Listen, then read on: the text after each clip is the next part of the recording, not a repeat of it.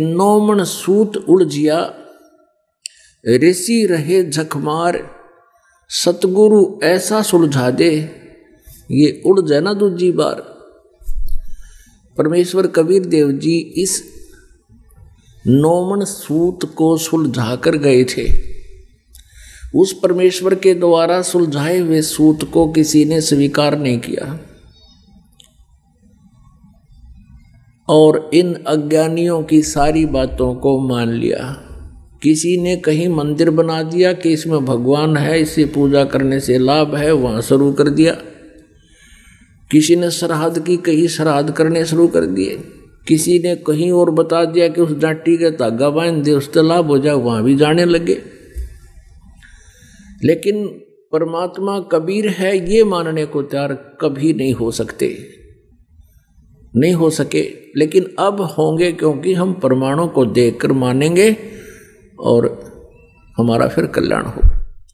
अब यहां आपको थोड़ा सा प्रमाण देते हैं कि जिन भगवानों को हम सर्वेश्वर कहा करते थे, परमात्मा कहा करते थे और सर्व दुख नाशक कहा करते थे, ब्रह्मा विष्णु और शिव को, ब्रह्मा जी विष्णु जी और शिव जी ये एक ही सत्र के भगवान हैं, प्रभु हैं, स्वामी हैं। लेकिन ये वास्तव में ईश नहीं है, भगवान नहीं है। लेकिन इनकी जो परंपरागत अब तक चलती आ रही है, इसलिए इनको भगवान कहना पड़ रहा है। अब ये कितने सत्र के भगवान हैं यानी स्वामी हैं, ये आपको बताएंगे। अब परमात्मा कबीर जी 600 वर्ष पहले कहा करते थे, गुण तीनों की भक्ति में ये भूल पड़ो संसार, कहें कबीर निज नाम बिना तुम कैसे उतरो पार। तीन देव की जो करते भक्ति, उनकी कभू ना होए मुक्ति। इन तीनों देवताओं की, रजगुण ब्रह्मा जी, सतगुण विष्णु जी, तमगुण शिव जी की जो भक्ति करते हैं उनका कभी मोक्ष नहीं हो सकता, क्योंकि ये अब दिखाते हैं आपको कि ये परमात्मा नहीं है और हम इनको सुप्रीम पावर मान रहे थे। आपको दिखाते हैं शिव पुराण। पुण्यात्मा, अभी तक परमात्मा की महिमा आप जहां भी जाते हो सुनते रहे हो। परमात्मा ये करता है, परमात्मा ये करता है, भगवान की भक्ति करनी चाहिए, इससे ये लाभ होता है। लेकिन हम जिस भी संत या पंथ या सत्संग में जाते थे, प्रत्येक महापुरुष की बातें हमें अच्छी लगती थी।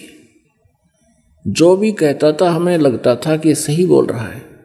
दूसरे के पास जाते थे, वो भी लगता था कि ये बहुत अच्छा, बहुत बढ़िया बातें बता रहा है, बड़ा ज्ञानी पुरुष है। तीसरे के पास जाते थे, वो भी अच्छा लगता था, क्योंकि हमें स्वयं ज्ञान नहीं था,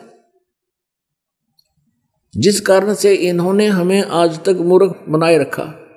अब हमें ज्ञान हो गया।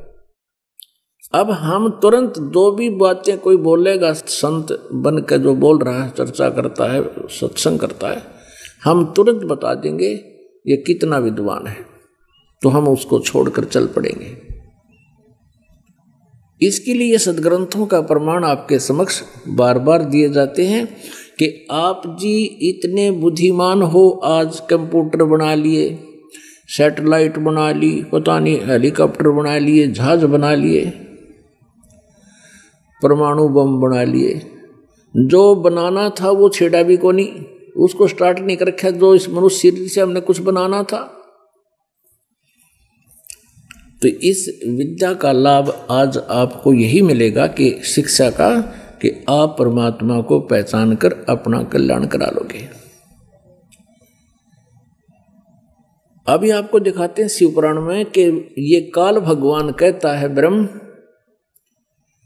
ब्रह्मा और विष्णु जी को कि तुम ईश नहीं हो, तुमने गलती से अपने आप को भगवान मान लिया, कर्ता मान लिया, तुम कर्ता नहीं हो।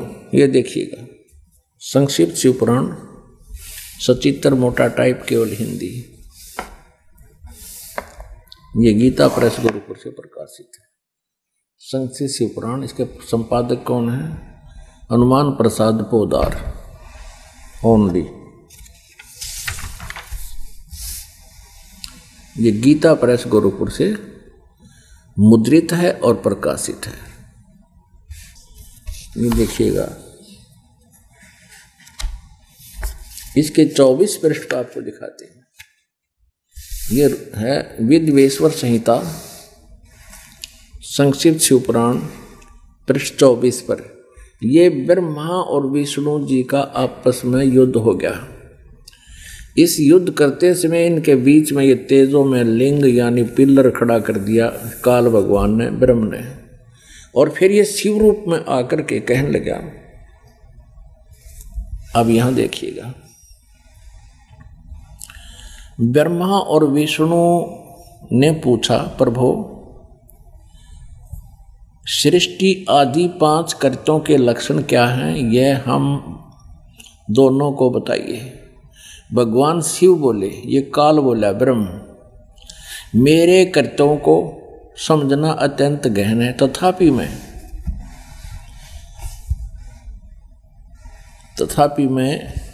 कृपा पूर्वक तुम्हें उनके विषय बता रहा हूँ।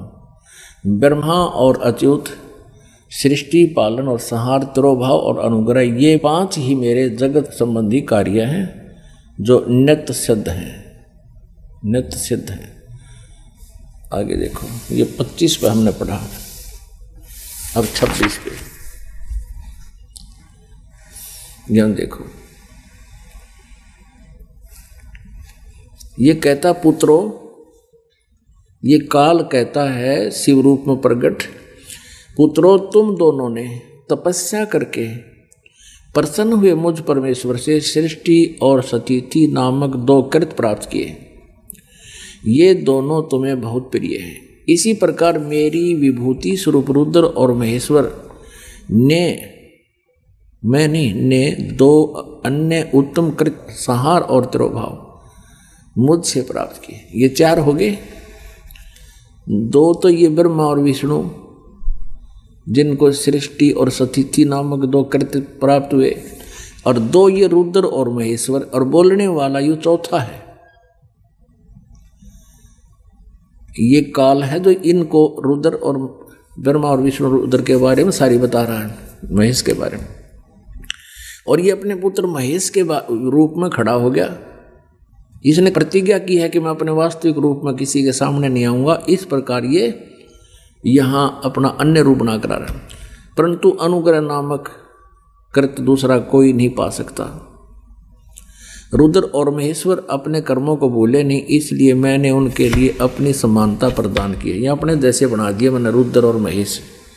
युकाल कहता है, वे रूप, वेश, कृत, वाहन और आसन और आयुध आदि में मेरे समान ही। ये काल बोल रहा है। अब ये क्या कहता है कि मैंने पूर्व काल में अपने स्वरूप भूत मंत्र का उपदेश किया है, जो ओंकार के रूप में प्रसिद्ध है। वह महामंगलकारी मंत्र है। सबसे पहले मेरे मुख से ओंकार ओम प्रकट हुआ, जो मेरे स्वरूप का बोध कराने वाला है। ओंकार वाचक है, मैं वाच्य हूँ। यह मंत्र मेरा स्वरूप ही है। प्रतिदिन ओंकार का निरंतर स्मरण करने से मेरा ही सदा स्मरण होता है। ये काल बोल रहे हैं। ब्रह्म, मेरे उत्तरवर्ती मुख से अकार का, पश्चिम मुख से उकार का, दक्षिण मुख से मकार का, पूर्ववर्ती मुख से बिंदु का, मध्यवर्ती मुख से नाद का प्राकट्य हुआ है। इस प्रकार 5 अवयवों से युक्त ओंकार का विस्तार हुआ है। इन सभी अवयवों से एकीभूत होकर यह प्रणव ओम नामक एक अक्षर हो गया। गीता जी अध्याय नंबर 8 के श्लोक नंबर 13 में कहा कि ओम इति एक अक्षरम ब्रह्म व्यवहारण माम अनुसमरण ये प्रयाति तदंदेहम स याति परमाम गतिम। तो यहां भी वही प्रमाण है कि वो कहता है कि मेरा एक ओम अक्षर है, नथिंग एल्स। यहां देखना, इन्होंने ये है मनमुखी साधना अनुवादकर्ता ने अपनी तरफ से लिख दिया ओम नमः शिवाय। ये शब्द इन भिन्न लिखाई में किए हैं कि ये इसकी अपनी अनुभव की सोच है, ये गलत है। ओम नमः शिवाय कोई मंत्र नहीं इस मूल संस्कृत में, यह 5 अक्षर मंत्र। ये 5 अक्षर का मंत्र तो पहले बता ही दिया कि ये बता दिया इन्होंने कि मेरे उत्तर के मुख से एक अकार हो गया, पश्चिम के मुख से ये दूसरा मुख उकार हो गया, दक्षिण मुख से ये तीसरा मकार हो गया, पूर्ववर्ती मुख से ये चौथा बिंदु हो गया और मध्यवर्ती मुख से नाद। ये 5 अवयवों से एकीभूत होकर इन 5 अवयवों से युक्त ओंकार का विस्तार हुआ है और इन सभी अवयवों से एकीभूत होकर यह प्रणव ओम नामक एक अक्षर हो गया। यह नाम रूपात्मक सारा जगत तथा वेद उत्पन्न स्त्री पुरुष वर्ग रूप दोनों कुल इस प्रणव मंत्र से व्याप्त हैं। यह मंत्र शिव और शक्ति दोनों का बोधक है, यह दुर्गा और काल का। इससे पंचाक्षर मंत्र की उत्पत्ति हुई है जो मेरे सकल स्वरूप का बोधक है। वह आकार आदि मकार से और मकार आदि कर्म से प्रकाशमान। ये तो वही है 5 अक्षर का ऊपर बता, यही तो है। इन्होंने यहाँ अपनी तरफ से लिख दिया ओम नमः शिवाय और हमने फिर इस ओम नमः शिवाय का टलना शुरू कर दिया। ये शास्त्र विदिता का मनमानी पूजा, ये गलत है। ये तो आप जी ने पढ़ा गीता प्रेस गोरखपुर से प्रकाशित केवल हिंदी वाली में, तो हिंदी का अनुवाद करते समय इन्होंने कुछ तथ्यों को छुपा दिया, जबकि मूल संस्कृत के अंदर वो अब भी विद्यमान है, हम आसानी से पढ़ सकते हैं। ये देखिएगा,